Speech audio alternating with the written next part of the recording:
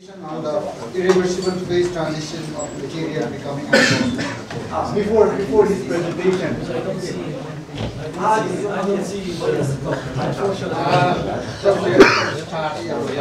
we have come a long way, and today I is concluding Professor Eli it is a very interesting one because it touches us, because you'll be talking about, he started with mandala, theater, which is very close to our heart. I think that will be something like cumulative of what we have been saying. Of course, we have more derivation coming over here, but we are so proud to have it over here. I don't like to lose time. Thank you so much for inviting me here. I'm really proud, I must say. And, I have a special liking, of course, to Professor Santilli and Carla. And Professor Santilli was one of the first who reacted kindly to my amateur exercises in this particular field. And as I'm going to try to show, I am really working in the field of, you could say, there is a section of technology here. Mine would be information technology. And perhaps what I'm saying here could perhaps be translated into a kind of hologram computer or something. But I'm planning to try to take it in the context of the universe, anyhow. But it has been said that the universe is a computer, and I would say Mandel is a very good computer. It's cosmographic and all. But the idea is to try to take it out in forms and in figures. So, now I can operate this, and I understand I have to. So, what are the advantages of this? Well, I think we face a crisis in physics, and does Fermilab have a future? It's a serious question. And some are saying that they don't produce anything anymore, and they are back to the basic questions. What is matter made of? How does the universe work? We will always have these questions. And they have a back initiative, I think, to the new thinkers. And perhaps they are like splitting, whereas perhaps we should go back and build things up, so to say. And that is one of the themes here. And I would like then to introduce what I see as the, so to say, irreducible, unique and built. And I must dwell a bit on this matrix here, because I see it perhaps as Santilli's ether, and it's a medium, very dense medium, filling universe, and it's a kind of a cage or screen, you could also say, for that primary neutron formation which exists a priori in the universe, in the interior of stars and so forth and so on. It's actually formed first by Ptolemy, and he made it self-referentially, so to say, draw just a straight line and draw it in its maximal orientations, and you come to a maximally three-dimensional world. And it's absolutely dense because you can draw the lines as dense as the comets. But what will be included in them, and so to say, enclosed by them, will be the eigenvector, you could say, of that self-referential structure, which is a matrix, and which is also perhaps a computer pixel, and which might then be a hologram kind of thing. So, this is a kind of idea, but it has deep connections to Santilli's idea of an ether, as it were, as well as a computer.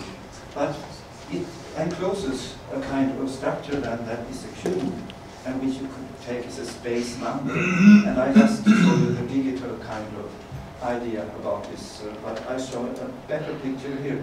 And that is, if you have a dense matrix composed entirely of cubes, you can actually also found the Diophantine equation universe. It has certain mathematical qualities, but its idea, so to say, increase in space, always by its number, so to say, gives also a background for a solution to Fermat's last theorem and so on and so on.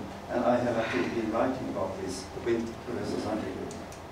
Anyhow, it seems that this, so to say, cubical structure with some, so to say, features of the golden section goes on in universe. And we can see, for instance, dark matter, we can see it on the large scale, so to say, that we can see that perhaps it goes from the very smallest level to the very largest level, this kind of cubical frame orientation of the universe.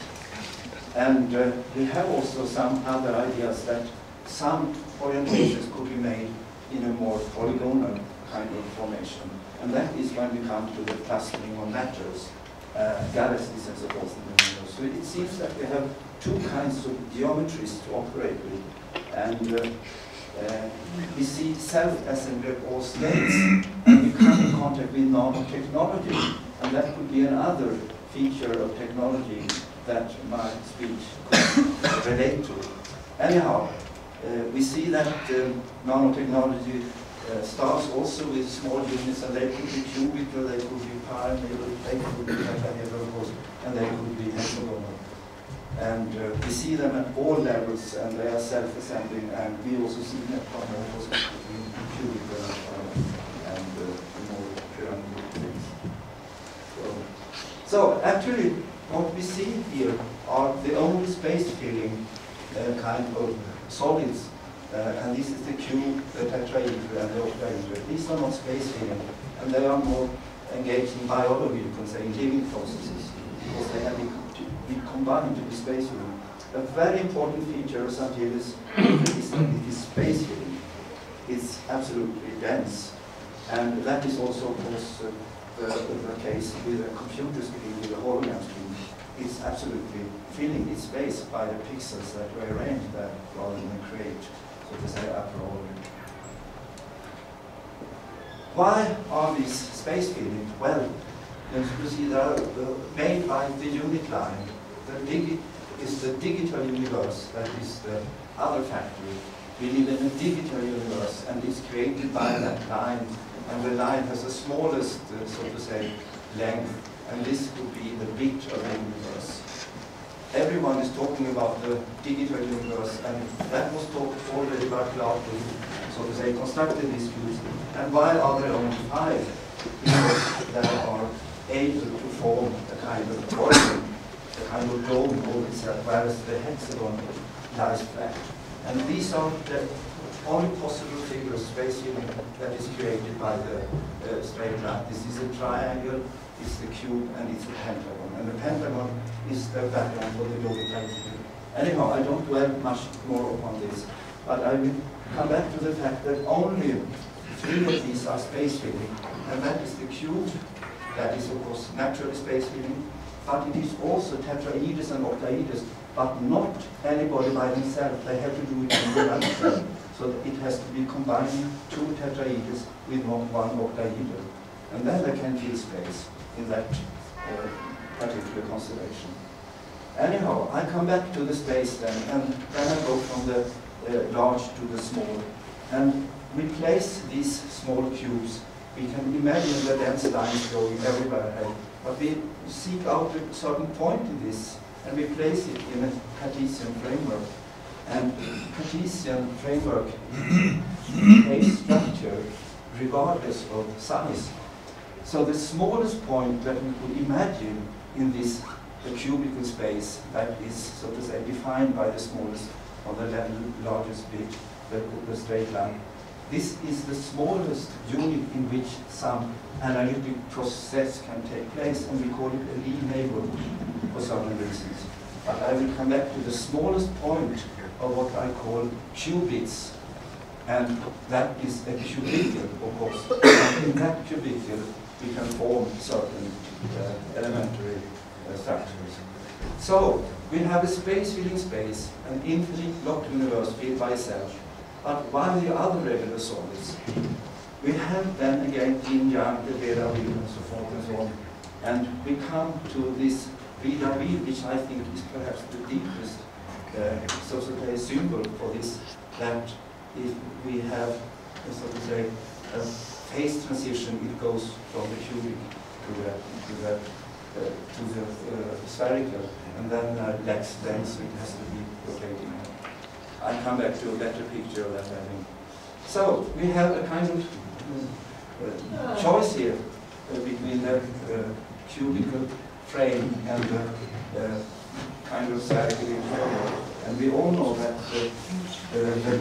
the straight line is endless, but the round line is also endless. So these are the two antipodal forms of endlessness. And we also know that the cube is more compact than the cube, so that the cube will, so to say, inevitably tend to compress itself and fall into this nirvana state, you say. But we have, so to say, all the elements of phase transition within those two representatives of endlessness. And we have Indian deep thinkers talking about this too. So we go back to this structure, the Lie neighborhood, and we say that it's inside such a cubicle that perhaps this phase transition can take place at all places in the universe then, distributed according to certain. So we place the sphere within that cubical frame, and we see that we need already these 8 cubics to create a cubicle. And okay, you read here, so I won't have to go into that. And we find that in that way we have actually divided up SU3 into its involutive automorphism, SU3 times O5. I won't go into this, I will go into the dynamics, but I will recall that this could as well be a hologram matrix that we created. We can't do it 2-dimensionally, we must do it 3-dimensionally. But I mean, the size of this is totally arbitrary, so we could magnify it and still preserve the kind of dynamics that occur. And that opens the way to a kind of computer replication of, in this kind, Santelli's cosmic vision. So, actually, I had the great pleasure of, and honor, of course, to translate Marius Sophist's doctoral thesis on classical geometriska transformationer, and published that literally. And it's the first English translation of this, I would say, appropriate thesis. And it's very simple, really. What are the transformations about? It's about transforming straight lines to a curved line.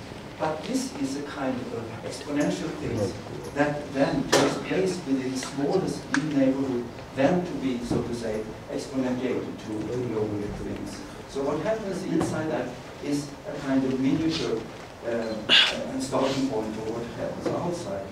And I will not show you then how this is taken place. We just orient the A2 diagram according to, so to say, its 3-dimensional instead of 2-dimensional. These are vectors, of course, that, so to say, point out the orientation that would be favored in order to have these linear units, always the same unit line, oriented according to, so to say, the spherical symmetry instead of the symmetry. And we see perhaps that we have 3 kind of orientations here, and we come back to this, that this might be the, so to say, spatial orientation of the correspondence to quarks. And I remind that Professor Santelli in his books are not at all proposing the quarks, but considering as some kind of mathematical parameters and patterns that are, so to say, necessary in order to, in a linear, independent way, so to say, lay out the elementary quantum structures. So here we see them not as, so to say, particles, we see them as diagonal orientations that we have a hexagonal structure, but they are composed of 3 independent axes themselves, and one of them is horizontal, the other, of course, are diagonal, but they are, so to say, combined as a hexagon. We'll come back to that, but of course this horizontal orientation would be the neutron kind of orientation that would just fall into place. So, well, I don't overpasses. But it's an immensely more simple picture than what you have with the QCD breaking. So again, we see that the vectors are orientated, and we already see that the vectors tend to have a kind of octagonal structure here if we take them on and off. But we also see that neither the so to say, of these octagons are space filling because of the various lengths of the bottom plate. And this is very important when we come a bit further. So it generates the 84848. This was a little, so to say, least true geometric transformation, just overcoming this possible pronunciation of time. But anyhow, this is representation of particle masses in the hadronic SU3 transformation diagram, and that was printed already in 1983 by the Astro. Nobody really cared about that, other than me, of course. To be many times. But anyhow, this was what is about. I started to develop then what you would recall as the neutrons here, according to their orientations, and thus coming to the major semi-axis of the kind of symmetry preserving or new preserving transformation that this gives rise to. I think you all understand the method here, because it's what is said that you need, in order to create this, you need to have a trigger. Santeri has introduced, so to say, how come that the variables, in this case the proton and neutron, which is an identical spherical structure, can be, so to say, transformed into various shapes. Yes, they have a collision or some impact or so, and this is a trigger that makes them shape and so. Actually, this is very similar to what you think about in your books. But it goes on and goes on, and you can find all kinds of transformations, and they correspond to various particles in the octet and so forth. I won't dwell too much into this because it takes a bit, but this would be the basic transformation series. And they preserve volume pulse, that is SU3. They preserve also symmetry, that is color symmetry. So you don't need color, but you need to preserve symmetry. And these are the preferred transformation of every transformation. And this is showing also the same kind of connections that they have in practice. And you find them masked by the core pressure, the S being reciprocal to the minus and compression of the thing. I won't go into that, but it gives you very, very good representation of the observed masses in relation to the calculated throughout the whole baryon series. But baryon series are perhaps not so essential. They can also be matrix essential. And they have been published a bit also. And you see, for instance, the Sigma series. Anyhow, and also Charles Williams. But we come a bit further to, so to say, the maximal complex of SO3, and we follow these orientations a bit, and we already know that they don't commute other than horizontally, but vertically they are lost, as it were. It's irreversible.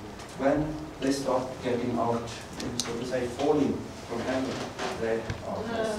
That Lucifer, I would say, the fallen angel. If you take the double meaning of angel, perhaps, and that comes out to you. But anyhow, they go into what we call a base structure. It's just like you read about it here. So it forms a lattice that is absolutely constituted only of these unit lines, the bits, so to say. And they are of course dense, of course, so there is no space between them really, because they are as narrow as they are long. Anyhow.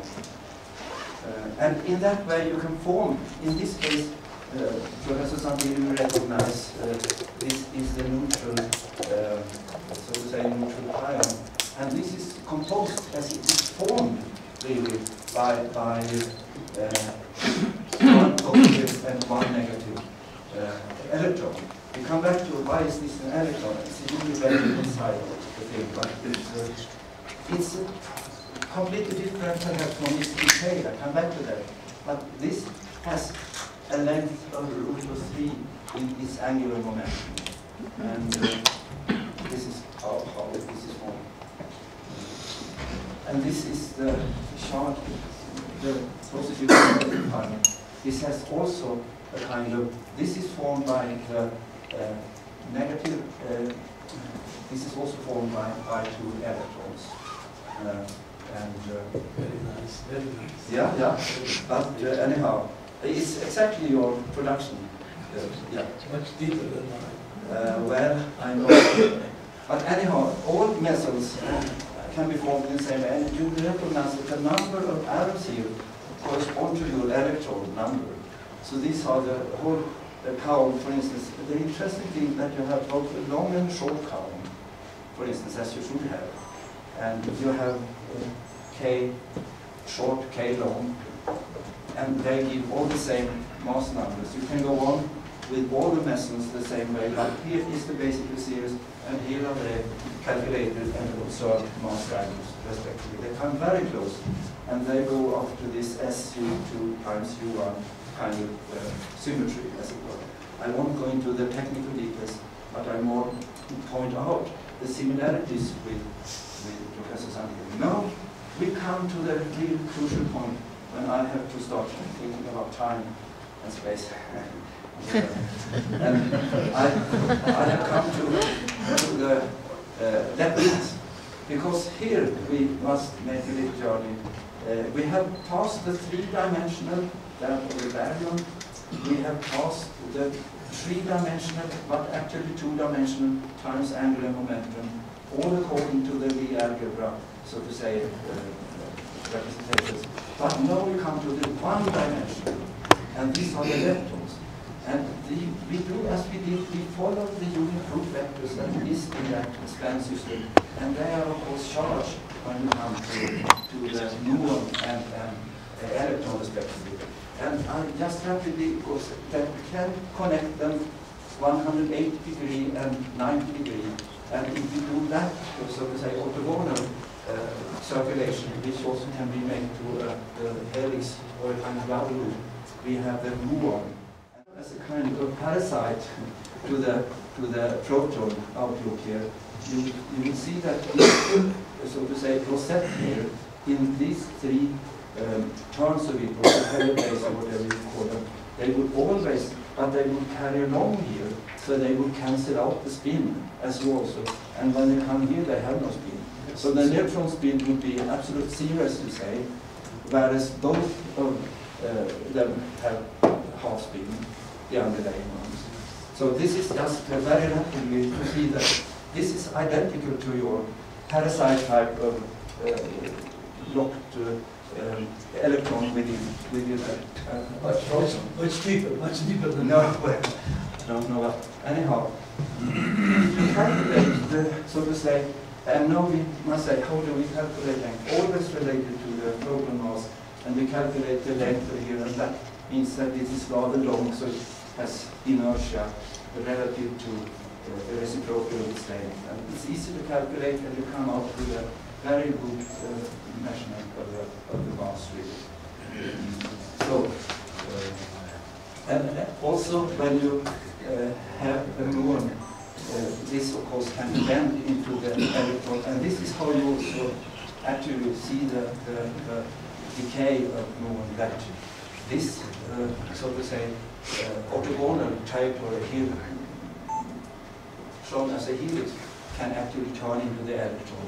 And this is its decay mode. So a muon, that when you create a muon, it's, so to say, and always goes down here as a kind of neutron falling down. But we also saw that these group vector lattices, they continue outside, and that is also how Professor Santilli sees the neutron. It's a captured, one of these rosette wings to the proton. It's a parasite, but it also can go outside, and then it is expanding according to the Bohr structure of the hydrogen. And that means that we have to find a kind of outside continuation of this expansion of the neutron. And I again recall that we have no problem with the frame space. Once the frame space is cubical, it's staying cubical. But we have a problem to find, so to say, that kind of lattice that is space-filling in its composition, and that has only been possible by combining octagons with octahedrons with tetrahedrons. And we see here how that can be done. You see here, this is just a combination of root vectors, and it's 1, 2, 3, 4, 5, 6, 7, 8, 9, 10, 11, 12, coming back to the origin.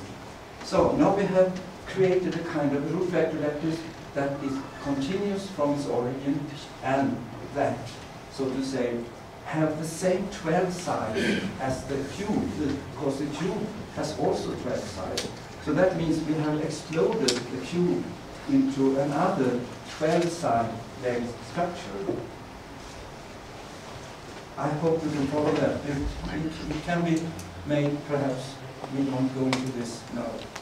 We just say that each electron single rosette, we call them rosette, they consist of one octahedron and consist of 2 tetrahedra. And you could imagine that these straight lines belong to the system, but they don't. Instead, it's solely made by the charged root vectors. And this is an illustration how you can go out, so to say, in sequence, preserving that structure of a kind of trapped electron rosette, as it were, outside the nucleus, so it will expand by the same kind of neutron structure as being the secondary kind of nucleus. Or actually, the word matter reduced to protons and electrons, as you stated. So this is the proton and electron. And then you should continue to orient them. And I do this just, this can be done space filling.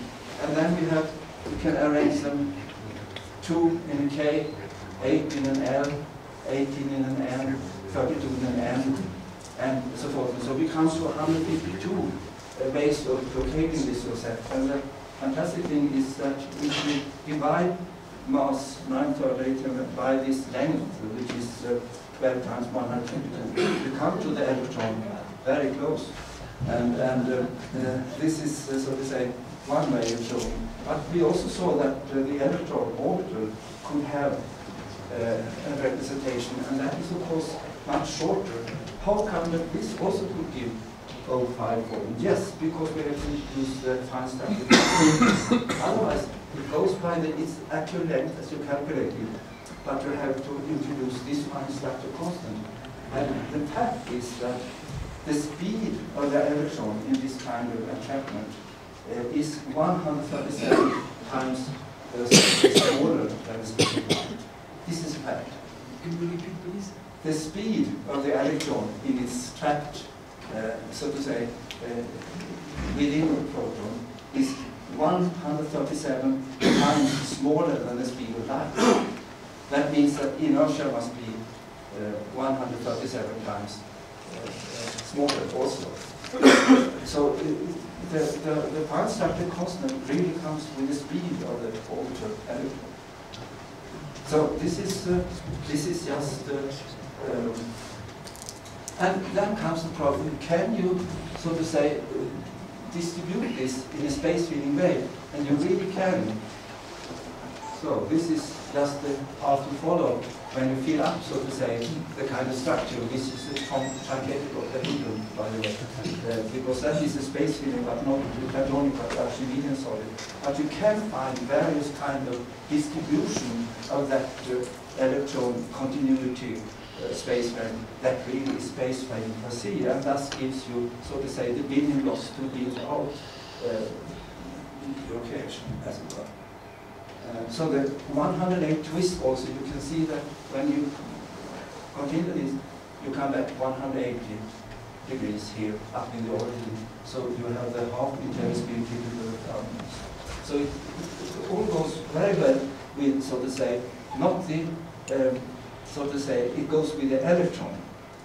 It doesn't still go with the hydrogen. I show you how it might go with the hydrogen. But if you have such a building block, you see that it fits very nice because it looks from the above as a kind of diagonal cube. So it's one way of filling the matrix continuously, all by the same. But if you continue and couple them, and then here you see again that you have the electron, you have it linked to the proton, it's a captured, but it has escaped its, so to say, nuclear near. Now it's still the same, but it's distributed precisely as you say, a neutron distributed to the orbital levels.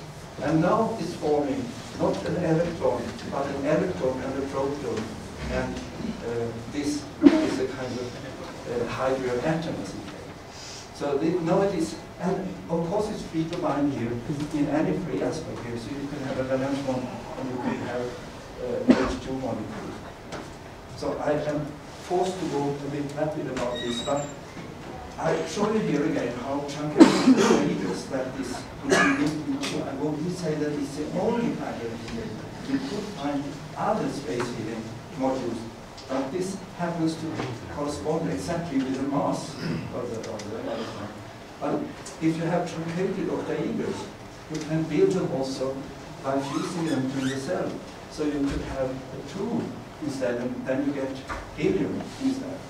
And you could also have filled K shell, undominated L shell, one that, and have ether. You have 2 K shells, of course always 2, and you have 2 in the L shell, beryllium, and you have boron, and so forth and so on. And this is the final problem. Then these have to be also expanded, of course, because the big problem is to come from the near to the, so to say, the outer region. So this could be carbon then, that would have a highly symmetrical switch, and would be, so to say, magnetized. And it's actually not more, it's all around, the self-organizing quantum is all around. But the weakness, if I so may say, about existing theories are that they are surfaces, they are 2-dimensional. You have to go to the 3 dimensions to be able to find it. And thus you are not with the computer, you are not with the computer scheme, you are with the hologram. But if you do these things in the hologram, you perhaps have to organize this as a kind of vortex. I'm a member of the British Association of Computing, and we're working together with people on hologram. Because as I said, the size is arbitrary. It doesn't need what size you have. Once it fills, so you can make a reproduction. And of course you could do it structurally to the sculpture or whatever. You could find very attractive uses of these kind of ellipsoids that have certain mathematical qualities. So there is perhaps no end to the applications. But the problem is to come from that very, very small. But I would in that say, as you may have known to know, you saw that the electron, the nuclear radius, the meson and whatever, they all have the same size. And that is what you say. They all have the same size, and that is within the distance of femtometers. And that is one nice thing. But still that size, which would be 10 to the minus 13, is microscopically or minuscularly short in relation to the atom radius. But I mean, I just said here straight on that you could continue to build these things. They would be self-completing and self-replicating. You could find out, so to say, atoms that are perhaps like we saw that these blocks of space could magnify themselves, that we saw that the cubes themselves could magnify themselves. As soon as you get self-aggregation and self-replication and self-similarity and self-reference and self-vectors and whatever, you could start just building this indefinitely. The problem would be to carry on, so to say, the nuclear mass. But there are models for that too. But then you are very, very, so to say, high up. But we are not so much as some say, because in the book, for instance, The Enigmatic Electron, the author has stated that we actually can't say that the electron has that ridiculously small quantum mass. the scattering experiments, it must be a sizable thing there. And even if it would be very sizable, but still applying the your criteria for its formation in all areas. So it would be a kind of computer or stereographic or whatever representation of what there is in my opinion. So, and you can see the self-replicating. We saw that the little so there are two ways of getting out into this very small cradle, so to say, and that is either extreme heat or extreme cold. And extreme cold, I think, is very interesting because then you have the Einstein was a condensate, which are known to be less.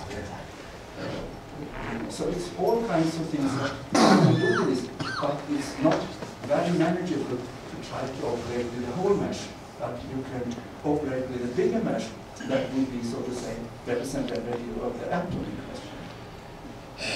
question. And that could be done in all kinds of, so to say, space-field configurations. So I think I end there because that was the journey which really is a tribute to Professor Santillan and his magnificent.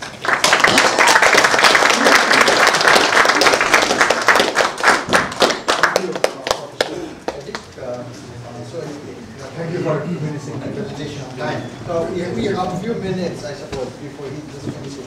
So if there is anyone who quickly comments or questions, I can take that. Yes. So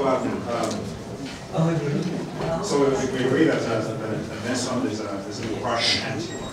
Yeah. Or we do its representation. It's part and part. okay. So would it also live in the dual universe? Yeah, but I Without forgot to violating say something. a lot of things I forgot to say. But we saw that the transformations we did was only to the one side. But you saw it was a square. We just moved one side. If we could do the other side also, it would be a split universe. So we have a dual universe right from the start. And that is perhaps a point that I missed, that we live in a kind of dual space where we have empty version from that side which we don't use in our transformation. So we could very well have a twin somewhere out in the, because as soon as the cube, so to say, collapses into that sphere, it of course collapses with both sides. And we follow only one side. And that means that perhaps the transformation, when the cube collapses, as it were, it also must deviate to the other. But that is not part of us. So we go two ways when that happens. As a dual space, perhaps? Yeah, it could be antimatter collapses. The twin universe. Yeah. Can you take one question from Yes. Yeah. Can you please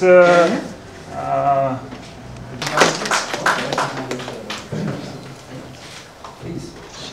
Professor Johan, is one of you? Sunil, sir.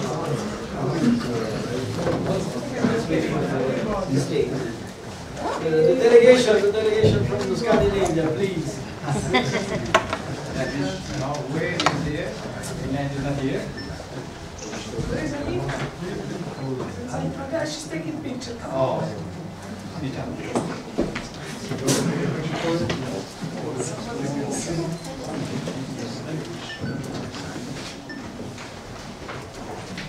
Another one is there. Another one is